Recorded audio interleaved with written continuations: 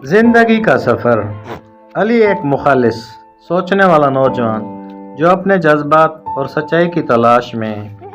फातिमा एक हसास मगर बाहिम्मत लड़की जो जिंदगी को गहराई से महसूस करती है। राशिद अली का बचपन का दोस्त जो दुनिया में उलझनों में उलझ चुका है। सलमा फातिमा की छोटी बहन तो रिवायात और आज़ादी के बीच उलझी हुई है। हसन चाचा गांव का बुजुर्ग रवायात और नई सोच के दरमियान तवाज़ुन कायम रखना चाहता है। अली आहिस्ता आहिस्ता चलता हुआ नजर आता है। उसकी आंखों में सोच और दिल में सवाल है।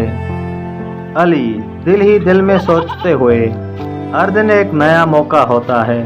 मगर क्या मैं अपने दिल की सच्चाई सुन सकता हूँ? क्या जिंदगी सिर्फ ख्वाबों का नाम है या कुर्बानी का भी? फातिमा आहिस्ता आवाज में कि हर सांस को महसूस करना सीख रही हूँ। दर्द हो या खुशी दोनों ही अपने रंग रखते हैं। अली तुम अब भी वही पुराने ख्वाब लेकर जी रहे हो? वक्त बदल गया है यार। अली शायद वक्त बदला हो मगर इंसान का दिल बदलने में वक्त लगता है। मुझे खुद को समझना है तभी जिंदगी आगे बढ़ेगी।